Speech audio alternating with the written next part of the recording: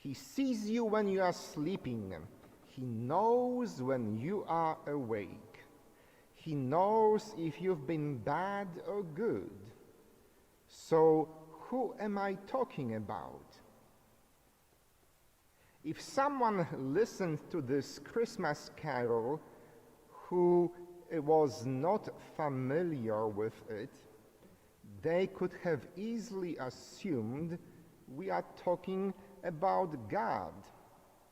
For God sees us when we are sleeping, and God knows when we are awake. As a matter of fact, it sounds like a quote from one of the Psalms. God knows if we have been good or bad. And yet, in our postmodern society, we have assigned these qualities to a jolly good Santa Claus.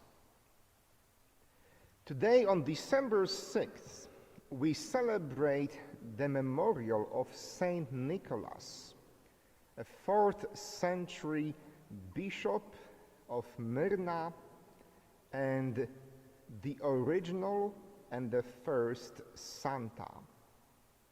However, I fear he would not accept of this Christmas song that gives him the very much divine qualities. You see, the real Saint Nicholas had nothing to do with a chubby, jolly, ho-ho-ho man. The real Saint Nicholas believed that Jesus was divine and that he, meaning the Christ, is and needs to be the center and the most important priority of our lives. In the year 325, Saint Nicholas participated with over 300 other bishops in the First Worldwide Council of the Church in Nicaea. The Roman Emperor Constantine the Great asked all the bishops of Christianity to come together and work out a statement of faith that they would all hold in common. At this time, Christians in every town, in every province, were growing separately, without cell phones, without internet, and for this reason, their expressions of faith were quite diverse. And so when in 325 Saint Nicholas the bishop met with many other bishops, they had to vote and decide on the truths of the Christian faith. In this way, we have today what we know as the Nicene Creed. We believe in one God, etc., etc. But during that meeting of the council in Nicaea, one of the bishops, called Arius, was arguing against the divinity of Christ. For Arius and his followers believed that Jesus was human, a very special human, a very important human, but that he could not be equal to God, that Jesus could not be as important as God. After several hours of listening to Arius, Saint Nicholas could not hold it any longer. He came down to the pulpit, slapped Arius in the face, and told him enough. Of course, it was not a behavior that I would recommend to any bishops or priests these days.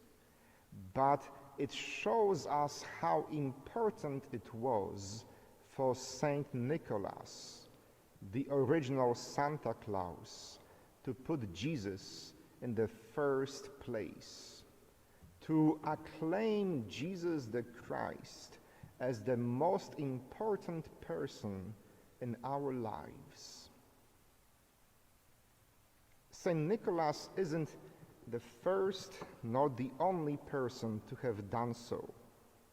In today's Gospel, we encounter John the Baptist making such an assertion of Jesus himself.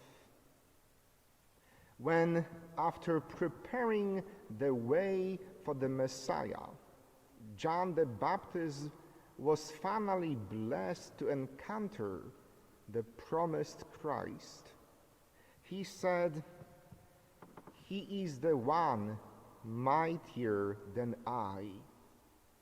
I am not worthy to stoop and loosen the thongs of his sandals." Jesus, in another passage, will say that no greater man has ever been born than John the Baptist. And yet, here we have John the Baptist saying that he is not worthy to loosen the thongs of Jesus' sandals. Both John the Baptist and Saint Nicholas recognized that Jesus the Christ is and needs to be the most important person in our lives, that he truly is our God, that in Jesus, God is showing us how to be good humans. In this day and age, we put so many different people and different entities at the pedestal of our lives. For many of us, money is our idol. For some others, it's health or exercise. For many others, it's sex. For some parents, children are literally idolized, and so on and so on. But there can be only one God.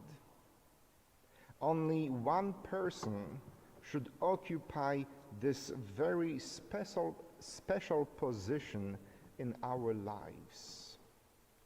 Someone said that if we put God in the first place, everything else falls in the right place.